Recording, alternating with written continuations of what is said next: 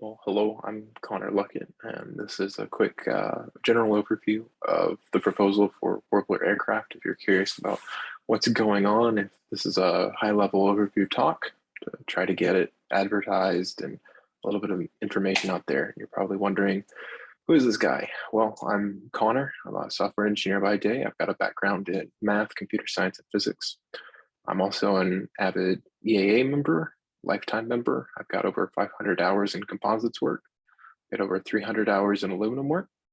I've been a private pilot since 2016. Let's see here. I've been an LSRMA since 2021 now, so pretty around the block aviation wise. I've noticed that as a home builder, we continue to struggle with the same three problems: cost, complexity, and craft, the three C's of home building. The unfortunate reality is that general aviation is expensive and continues to get more expensive. A lot of these home builds that have been marketed as affordable are definitely not what I would consider to be affordable. Particularly these three major players in light sport market, Van, Zenith, and Sonics, they're very backlogged. So even if you can afford to get a kit right now, you probably won't see it for quite a while. There's also the complexity issue. So 2,000 hours is a good guess at a upper end for building a complicated, sophisticated kit or a plans build aircraft. You know, you might be able to do better than that, but things are still pretty complex. And a lot of the designs that are brand new still continue to make a lot of the same mistakes in terms of buildability or aerodynamics. So I'm really tired of that. On the other hand, we've seen some trends outside of aviation. So like CAD is really cool. It's gotten a lot better in the last 2 decades. CNC routers are much more affordable than they used to be, and you can now get them in kits, which are super easy to build. CAD, online CAD, Onshape and SolidWorks. I personally use Onshape. It's nowhere near the amazingness of the SolidWorks sheet metal functionality. It's still very good. In my opinion, runs better in the browser. We've seen a rise of cheap tools. So even though Harbor Freight isn't exactly known for quality, they have definitely gotten better in the last few years. And more importantly, they're everywhere now. We've seen the rise of version control systems and software. And this is a really good point that we now have a better idea of how to manage versions and version compatibility. So this is really important for making updates and plans, say.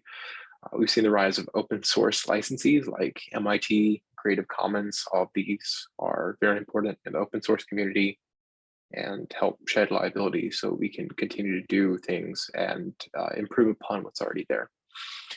We've also seen a rise of like pooled rivets in the mainstream. So in the world of aviation, you know, it's become much more acceptable to have a commercial grade rivet, like an AVEX rivet or a Cherry commercial rivet instead of a traditional AN rivet, like a solid set rivet. So all of these factors are things to note here. I've got this idea. What is a warbler? Where does the name come from? Well, according to Wikipedia, they're not necessarily closely related to one another, but they share some characteristics such as being fairly small vocal and insectivorous. So they're a family of birds that are just tiny, and they're birds, and there's a whole lot of them. And that's kind of the goal, is really when defining a mission statement, because it's always important when you're sitting down to decide what to design or what to build, you need to have a mission statement. And the mission statement is simply something that's small. You know, they're everywhere. You want to make it easy to build. You want to make it enjoyable enough to fly that people want to have onto it. So that brings us to the Warbler. How are we going to do that? Well, it's a family of LSAs. Of course, it's an LSA, and the FAA is about to completely change the LSA rules in a few days, actually, with Oshkosh. So we'll be moving to Mosaic, and I'm still waiting on the numbers, the final numbers for Mosaic to come out to figure out exactly what the weights and speeds should be. It's going to be a low wing simply because it's easier to build. Pooled rivets, of course, following an LSA brings the time down. Aluminum, of course, brings the time down. I have composites experience. I don't expect anybody to want to go out and build a composite airplane. There's a reason why a lot of these manufacturers that were successful used aluminum designs. No specialty parts. That's really important. One important factor here is typically a lot of people have the blown canopies that cost, you know, anywhere from $1,000 to $2,000. And especially, when we lost Todd's canopies, we lost a huge major supplier. So now it's really just airplane plastics in Ohio. And shipping a canopy is incredibly expensive too. So not only do you pay 1 or 2 thousand for a canopy, you pay a ridiculous fee to have it created and shipped when you could just, not have a blown canopy. That's a really important aspect of the design. And I want to make the point here that this is not an aircraft design. This is actually open source software. The reason why is because this allows people to fork the project, say fork, create a copy, make their modification, and the modification is good. We like it, like we change the build order or something. We merge to main. So we say, okay, we really like this. This becomes official. It goes into main, the main branch, which is the one that like everybody sees at the top. So this concept of open source is really important too, because a lot of these licenses that we're working behind, like with Onshape or SolidWorks, is a non-commercial license. So as long as we market this, I shouldn't say market, as long as we distribute this as open source with a non-commercial license, we make sure that people get access to it, so people can see it and understand it.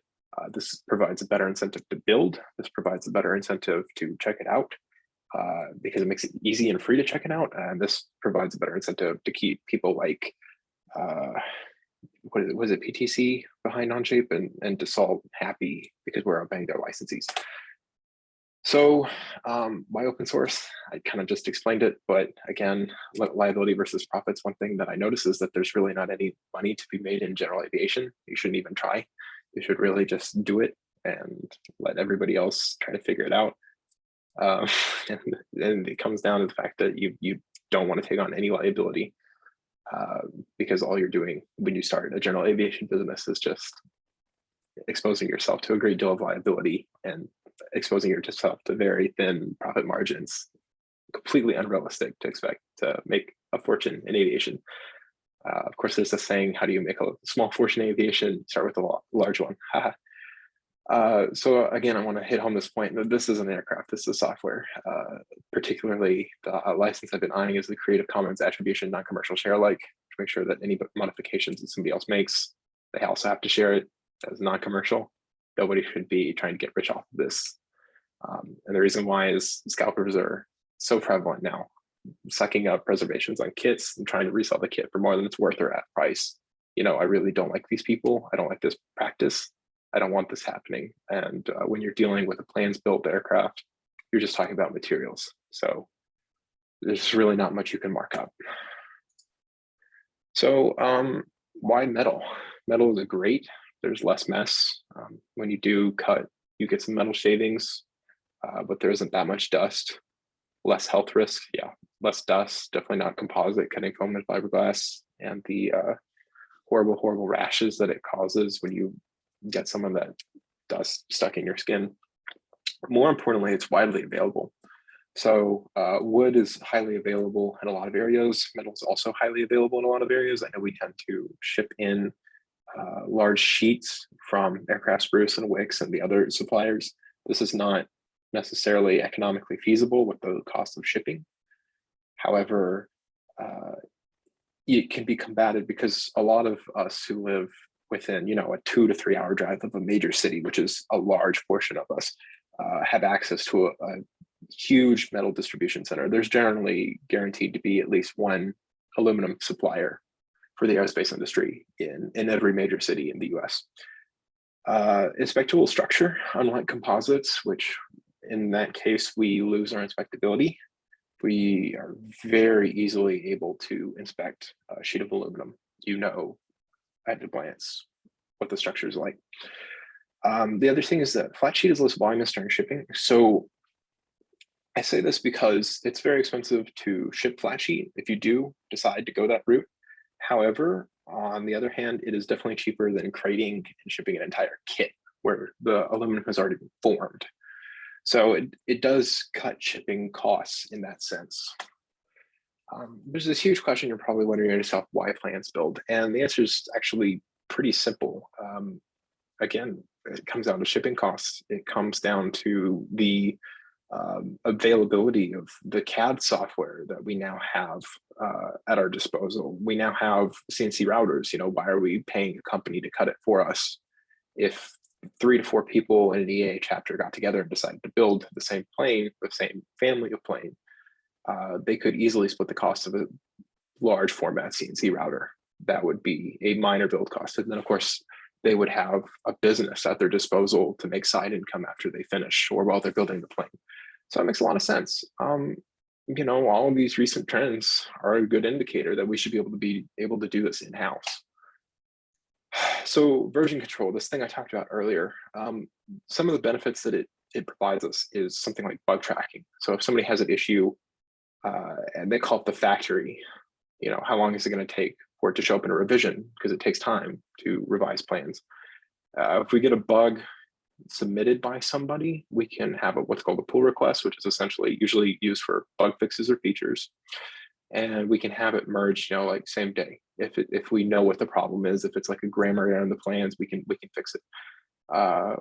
You know, obviously CAD bugs, it's going to take longer to fix that, but we can still put out a new version and we can say, oh, if you have these plans up to this commit is how we store. It's an ID.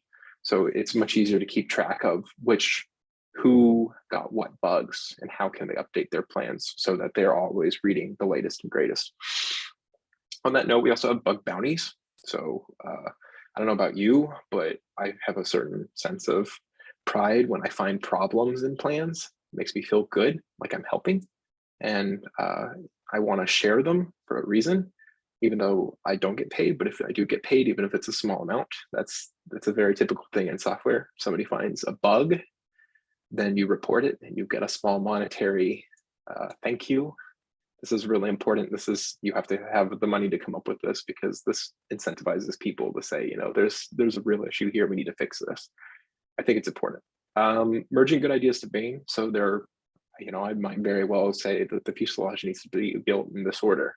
Somebody comes along and says it needs to be built in this order. This happened with a lot of planes like the Long Easy, where they changed the order of how to build attach the landing gear, the main landing gear to the fuselage. This happened with the Thatcher CX-4, where they came back a few years later and said there's a better way to build the fuselage. It's important. Main is our latest and greatest, and it's important to keep our latest and greatest. Release branches. This allows people, when they fork or create their own private copy of what's called the repository, where we keep all of this. A release branch basically says, like, I have this update, it's official. We can also have feature branches, which is when somebody's like, oh, I changed the nose gear to be this, and they keep it in a separate copy. And that's what allows us to merge the good ideas to the main branch. Organized plans updates. When we have release branches, we know what the cutoffs are. We know how to efficiently update the plans for people. So this is really important because if you've ever tried to update Rutan plans from Canard pusher newsletters, it's not a very fun experience. So being able to do that automatically is much, much nicer. Which, you know, that's the point of Git. You run one command and then it updates everything for you. So it's common practice, if you read like Raymer's simplified design for home builders, you're not supposed to start with the wing. But the truth is that a lot of common designs typically have the same wing planforms. And I want to make this really important distinction that airfoil doesn't magically solve all of your problems. But again, a lot of these designs that are very similar in performance, similar in mission, have a very similar profile. So Sonex, for instance, uses the 64-415. Mr. Monet really loves this airfoil for some reason. It's cool, I guess. The Grumman AA1 also uses this, and in later versions would use a modified. It actually might have used a modified from the beginning, but they modified it a little more with the leading edge cusp later to kind of tame the characteristics. So the Grumman doesn't exactly have the best reputation for ease of recovery from stall.